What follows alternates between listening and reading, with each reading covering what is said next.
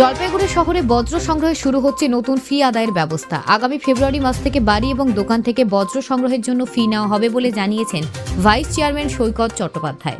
নতুন ব্যবস্থা অনুযায়ী বাড়ি থেকে বজ্র সংগ্রহে প্রতি মাসে 30 টাকা ফি ধার্য করা হয়েছে এবং সাধারণ দোকান থেকে 30 টাকা, খাবারের দোকান থেকে 50 টাকা ফি আদায় করা হবে। এছাড়া ভাইস চেয়ারম্যান আরও জানিয়েছেন, যদি কেউ পুরসভার নির্দিষ্ট বালতিতে বজ্র না রেখে আশেপাশে ফেলেন তবে তাদের বিরুদ্ধে জরিমানা কিংবা মামলা করা হতে পারে। এই সিদ্ধান্তের ফলে শহরের নাগরিক এবং দোকানীদের খরচ বাড়বে, তবে শহরের পরিচ্ছন্নতা বজায় রাখার জন্য এটি একটি গুরুত্বপূর্ণ পদক্ষেপ হিসেবে দেখা হচ্ছে। Bureau report, news prime Times. এই মুহূর্তে আমরা আজকে আপনারা এর আগেও দেখেছেন যে আমরা যে সলিড ওয়েস্ট ম্যানেজমেন্ট প্রকল্প এই মুহূর্তে পৃথিবীর সারা বিশ্বের কাছে অত্যন্ত গুরুত্বপূর্ণ বিষয়। তার কারণ হচ্ছে যে আপনার বাড়িতে বা দোকানে বা ইন্ডাস্ট্রিতে যে বর্জ্য তৈরি হচ্ছে সেই বর্জ্যকে রিসাইকেল করা এখন অত্যন্ত জরুরি। তার ফলে আজকে আমরা জলপাইগুড়ি এর আগেও আমরা বিভিন্ন জায়গায় এই অ্যাওয়ারনেস করেছিলাম, র্যালি করেছিলাম। আজকে তার দ্বিতীয় ধাপের অ্যাওয়ারনেস র্যালি শুরু হচ্ছে 8 নম্বর ওয়ার্ড থেকে, যেখানে আমরা মানুষকে বলবো যে পচনশীল অপচনশীলকে আপনাকে ভাগ করে আপনাকে সবুজ বালতি এবং নীল বালতির মধ্যে আপনাকে ফেলতে হবে।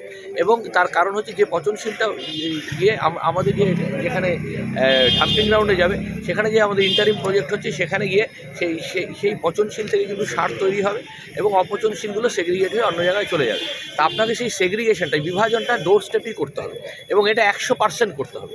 এই এখন যেটা হচ্ছে বিভিন্ন ওয়ার্ডে 60%, 65%, 70% হচ্ছে, সেটাকে 100% করার টার্গেট নিয়ে আজকে থেকে আমরা কর্মসূচি শুরু করলাম। মাঝখানে সরস্বতী পূজার 2-4 দিন বন্ধ থাকবে। তারপরে লাগাতার বিভিন্ন ওয়ার্ডে এই অ্যাওয়ারনেস ক্যাম্প নির্মল সাথীদের নিয়ে, সুপারভাইজারদের নিয়ে এবং ওয়ার্ডের সাধারণ মানুষকে নিয়ে আমরা করবো। আজকের এই কর্মসূচিতে আমার সাথে এক্সিকিউটিভ অফিসার, অফিস সুপারিনটেন্ডেন্ট সবাই এবং নির্মল সাথীরা এবং সুপারভাইজাররা উপস্থিত রয়েছে। দিন আশেপাশের মানুষকে ভালো থাকতে দিন এবং মানুষকে রোগের হাত থেকে রক্ষা করুন। তার কারণ আপনারা যে পচনশীল বর্জ্যটা দেবেন সেটা আমাদের ডাম্পিং গ্রাউন্ড বালাপাড়ায় আমাদের ইন্টারিম ম্যানেজমেন্ট প্রজেক্ট যেটা হয়, ওয়েস্ট ম্যানেজমেন্ট প্রজেক্ট যেটা হয়েছে, সেখানে আমাদের কিন্তু সেখান থেকে সার তৈরি হবে। আর যেটা অপূর্ণ, এখানে কোনো রকম জেদাজেদি নেব না, করবো না বললে আমরা নিরুপায় গ্রহণ করবার জন্য এবং ফাইন ইম্পোজ এবং তারপরে কেস করবার জন্য। ধন্যবাদ, নমস্কার।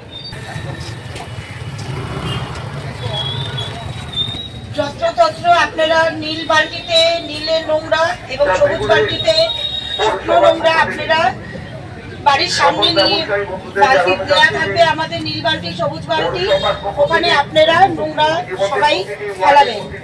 বাড়ির বিভাজন ভাগ করে ফেলাবেন এবং বাড়ির বাইরে কিংবা বাড়ির পেছনে কোনো নোংরা ফেলাবেন না আপনারা। অন্যান্য ব্যবস্থা নেওয়া হবে এবং বাড়ির বাইরে কিংবা বাড়ির পেছনে ব্যবস্থা নেওয়া হবে।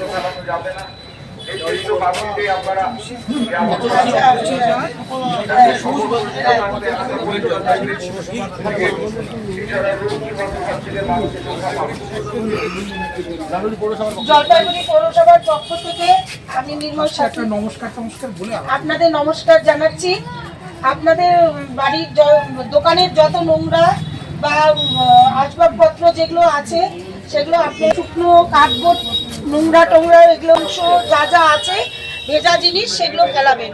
বাড়ির বাইরে কিংবা বাড়ির পেছনে নোংরা ফেলাবেন না, তাহলে পৌরসভার থেকে আইনানু ব্যবস্থা নেওয়া হবে।